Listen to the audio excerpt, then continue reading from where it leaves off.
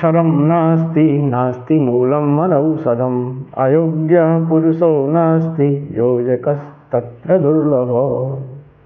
आप सभी की मंगल कामना के साथ श्री विद्या मानव कल्याण फाउंडेशन में हार्दिक स्वागत एवं अभिनंदन। आइए गुरु वंदना से कार्यक्रम का शुभारंभ करते हैं। ओम श्री दक्षिणामूर्ति गुरुवे नमः। ओम शांतं त्रिनेत्रं विधुकान्ति शुभ्रं संविघ्नतं दोष्कशुभै चतुर्भे मुक्ताक्षमालां कलशं सुधाया श्रीयानमुद्रामपि पुस्तकं च दिव्याम्बरं चन्दनगन्धलेपै समुज्ज्वलाङ्गं मणिरत्नकै च वीरासनस्थं च शशाङ्कचूडं श्रीदक्षिणामूर्तिगुरुं स्मरामि। होत्रागृहोत्रागृहविष्यहोत्री होमादि सर्वाकृतिभासमानं यद्ब्रह्म तद्बोधवितारणीभ्यां नमो नमः श्रीगुरुपादुकाभ्याम्। एक बार फिर से आप सभी का हार्दिक स्वागत एवं अभिनंदन। दोस्तों,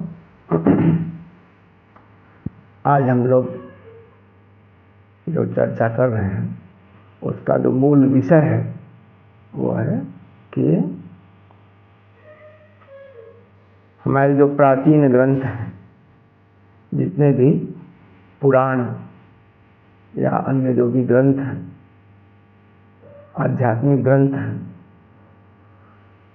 उनका हमारे जीवन में क्या महत्व है, क्या उपादेयता है, आज हम लोग इसी पर चर्चा करें।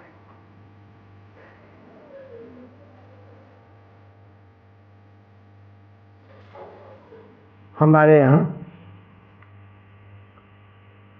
वेद भी हैं, पुराण भी हैं और देवी महात्म्य भी है और बहुत ढेर सारे ग्रंथ हैं। बहुत सारे ग्रंथ ऐसे भी हैं जिनके बारे में हमें आप में से ज़्यादातर लोग हो सकता है देखे भी ना हो, कभी कुछ सुने भी ना हो। यानी हम अपने जो ग्रंथ हैं उनके बारे में जो हमारा ज्ञान है वो बहुत कम है और आचरण तो बिल्कुल ही नहीं है। जबकि हमारे यहाँ आचरण का जो है, यानी आचरण या चरित्र, और सरल भाषा में कर लें चरित्र का मतलब कि व्यक्तित्व का निर्माण।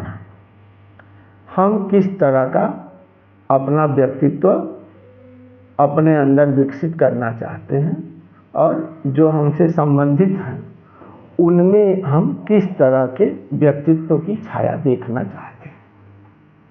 दोस्तों, इसको जो बहुत ही महत्वपूर्ण बताया गया है।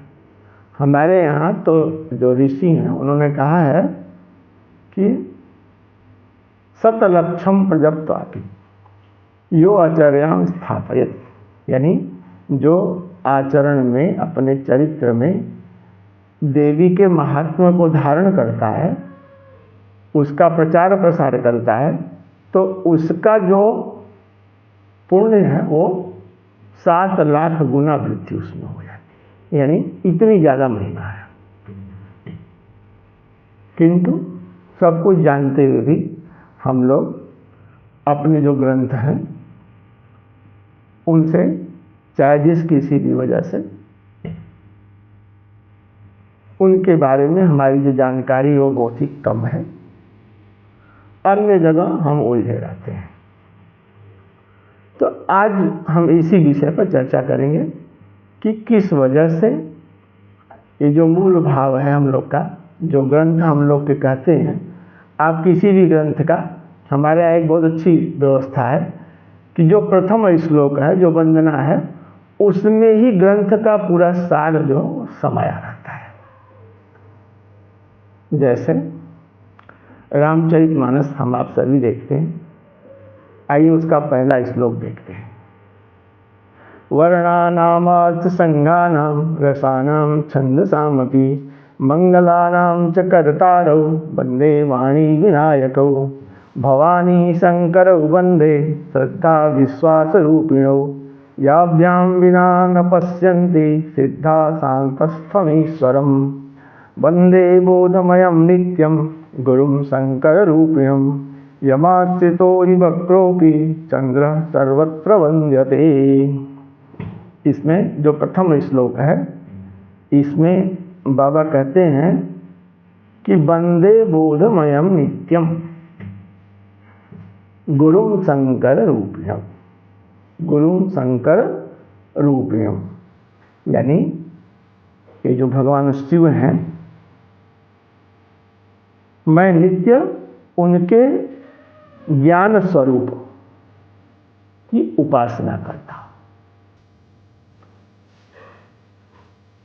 ये हमारे सभी ग्रंथ कहते हैं सर्वभूत हिते रतः, या कहते हैं जो हमारे अंदर एकीकृत का जो भाव होना चाहिए, साथ चलने का भाव होना चाहिए, किसी तरह का आपस में वैमनस्य नहीं होना चाहिए, एक दूसरे के सहयोग का भाव होना चाहिए।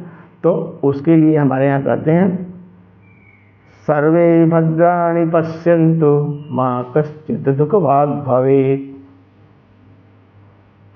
तो इस तरह से हमारे यहाँ प्राचीन काल से ये उद्घोष चला आ रहा है कि सर्वे भवन्तु सुखिनः,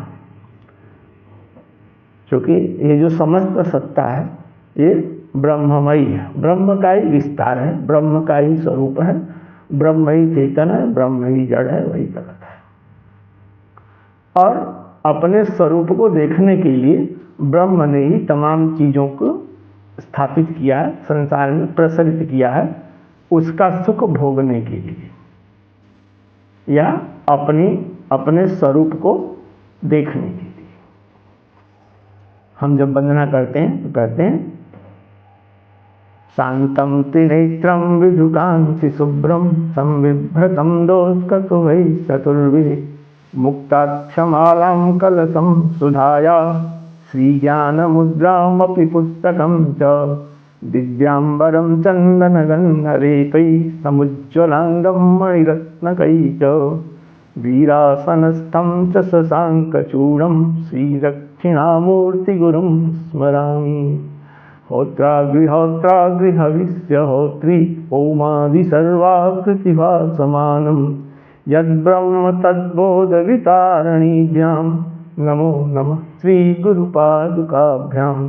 यानी यद्ब्रह्म तद्बोधवितारणीभ्यां, जहाँ पे ब्रह्म का अंश तो सर्वत्र तो सर्वमापोमयम जगत, समस्त जो जगत है वो ब्रह्म से ही आवृत है।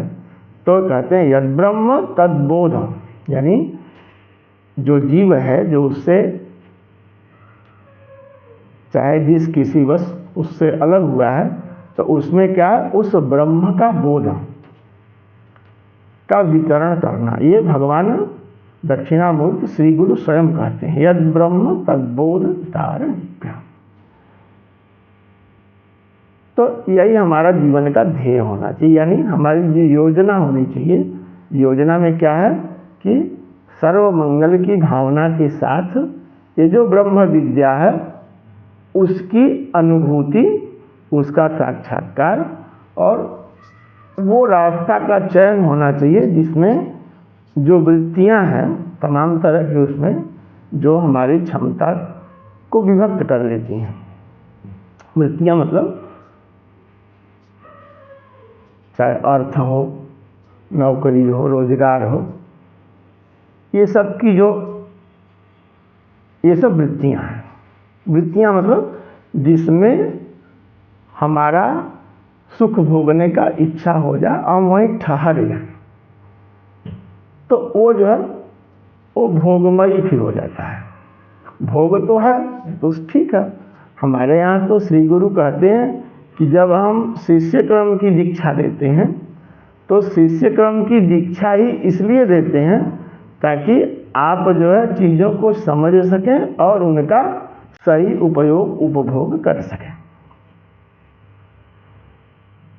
किंतु जब इस भाव को ही नष्ट करने लगे दोस्तों, तो फिर क्या कहा जाए। बहुत आपके भी मन में प्रश्न होगा, हमें खुद भी एक प्रश्न बहुत ज़्यादा हम सोचते रहते थे, उसका उत्तर नहीं मिलता था। हमारे यहाँ जितने भी आक्रमण हुए, वो चाहे जो भी कंपनियां रही हों, जो भी देश ने आक्रमण किया, जिस भी राजा ने आक्रमण किया, तो आक्रमण तो किया, उनका मकसद था कि अपने राज्य को मजबूत करना और हम लोग का अपने हित में उपयोग करना।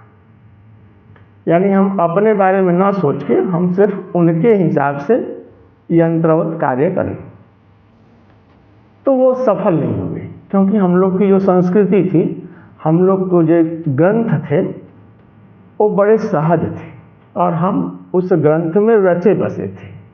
हमारे जो ग्रंथ थे वो हमारे अंदर जो ग्रंथियाँ बनती थी समाज में आने के बाद, तो वो इस तरह के रचना थी कि वो उसको सुलझाने में, उस समस्या से सुलझने के लिए हमें जो भी उपाय करना चाहिए वो सभी ग्रंथ हमारा मार्गदर्शन करते थे। लिहाजा किसी की चलती नहीं थी, सब कर दिए, सब बर्बाद कर दिए। फिर भी ये जो भारतीय हैं अपनी संस्कृति को समेटे हुए अपने जीवन को अपने उसमें जीने के लिए प्रतिबद्ध थे। इसीलिए कहीं मंदिरों को नहीं तोड़ा गया, कहीं कोई लाइब्रेरी नहीं जलाई गई, किंतु हमारे यहाँ जितने भी स्तंभ थे जिनसे विद्या का स्फुरण होता था, जिनके आलोक में हम जीवन जीना सीखते थे, हमारे धर्म अर्थ काम मोक्ष के जितने भी मंदिर थे उनको उन्होंने नष्ट तहस नहस और इस तरह से कुछ कर दिया कि ताकि हम लोग अपना अतीत भूल करके जो वो सिखाएं तदनुसार ही हम लोग कार्य करें। एक विडंबना रही कि जब आज़ादी मिली तो जो हमारे अपने थे उन्होंने उसी चीज़ को आगे बढ़ाया। लिहाजा आज भी हम 70-75 वर्ष बाद भी तमाम ऐसी कुरीतियों की चर्चा करके उनकी आड़ में अपने को ढकने का प्रयास करते हैं और एक ऐसा कुत्सित प्रयास करते हैं जो कि कोई भी एक बिना किसी उसका व्यक्ति होगा तो वो भी समझ जाएगा कि इसका क्या औचित्य है। आपने योजना बनाया, 70-75 साल तक चलाया, तो आप अपनी योजना में क्या कर पाए भाई? 10 वर्ष का पीरियड हमारे यहाँ ज्योतिष में कहा है कि 10 वर्ष में भाग्य बदल जाता है। और शायद इसीलिए संविधान में भी जो भी व्यवस्था की गई थी वो 10 वर्ष के हिसाब से की गई थी कि 10 वर्ष के बाद इसका फिर आकलन होगा और फिर हम समरसता की ओर बढ़ेंगे। क्योंकि कोई भी देश यदि अपने शक्ति को अलग अलग टुकड़ों में बांट करके विभक्त करके देखना चाहता है तो ये किसी की वृत्ति का अपने हित में उपयोग करने का एक कुत्सित प्रयास ही होगा, उसके अलावा कुछ नहीं हो सकता। तो यही वजह थी जिससे कि हम अपने अतीत को हमेशा हमेशा के लिए विस्मृत कर दें। हमारे अंदर कुछ इस तरह का भाव पैदा हो गया और आज हम ढेर सारी चीज़ें भूल गए हैं। न मुझे अपना कैलेंडर याद है, अब तो अपना अंक भी धीरे धीरे विस्मृत कर चुके हैं। किंतु दोस्तों, ये जो जीवन है, भोग ठीक है, इसका एक अंग है, किंतु भोग ही जीवन नहीं हो सकता। हम आप जिस अविनाशी तत्व से बने हैं, जिसकी छाया है,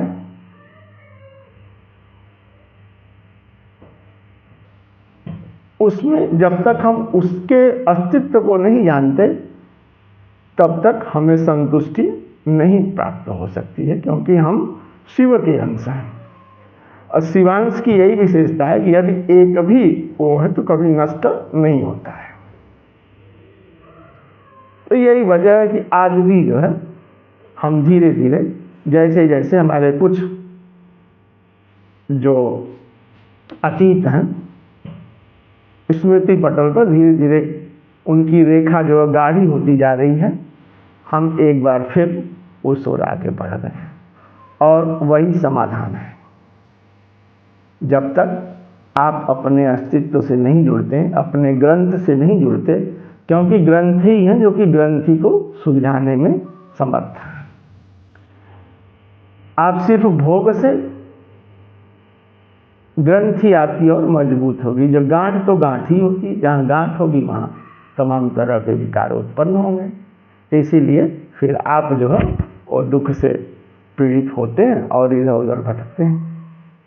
तो इसके लिए बहुत ही आवश्यक है योजनाबद्ध तरीके से, जिस तरह से हम लोगों ने तमाम विकास किया है, उसी तरह से अपना एक जो पौराणिक महत्व है, जो ग्रंथ हैं, उनके अनुभव को अपने आचरण में उतारने का भी प्रयास करें। दोस्तों, श्री विद्या मानव कल्याण फाउंडेशन इस दिशा में एक मील का पत्थर है।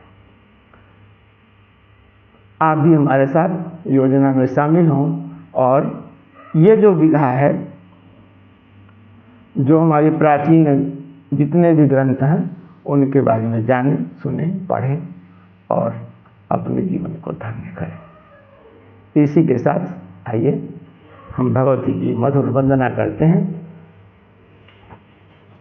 सिन्दूरवर्णान्वितचक्रमन्यच्चतुर्दशारैः च विनिर्मितं च सौभाग्यदं देवगणैः सदार्च्यं स्मरामि भक्त्या मनसा सदैव। संशोभिनीं विद्रवणात्मशक्तिं चाकर्षिणीं चन्द्रविवर्धिनीं च सम्मोहिनीं स्तम्भनकारिणीं तां विजिम्बिणीं सर्ववशङ्करीं च श्रीरञ्जनीं श्रीमदमादिनीं च रथां च सर्वां च सुसाधिनीं तां सम्पत्तिपूर्णामतमन्त्रदेहां द्वन्द्वचयकारणिकाभिधां च दिक्तूर्यसङ्ख्या इतरा हि दत्ता श्रीसम्प्रदायाभिधियोगिनी ता पाशाङ्कुशौ दर्पणपानपात्रे करैः दधाना सततं नमामि। सिन्दूरारुणविग्रहा स्मृतमुखी दिग्गैः चतुर्विर्भुजैः विद्यास्फाटिकमालिकाम् अभयवरां संबिभ्रतीं त्र्यम्बका सिद्धिसिद्धवशङ्करी विविधसंन्यादिशास्त्रैर्युता देया सात्विकवासिनी त्रिपुरयुग्मायात्मचक्रेश्वरी। सर्वमंगलमांगल्ये शिवे सर्वार्थ साधिके शरणे त्र्यंबके गौरी नारायणी नमोस्तुते। इसी के साथ हम आपसे ये आग्रह करते हैं, आइए आप SBM के फाउंडेशन जो हमारा चैनल है श्री विद्या मानव कल्याण फाउंडेशन, उससे जुड़ें, लाइक करें, शेयर करें, सब्सक्राइब करें और योजनाबद्ध ढंग से कार्यक्रम में शरीक हों। इसी अनुरोध के साथ हम आपसे विदा लेते हैं।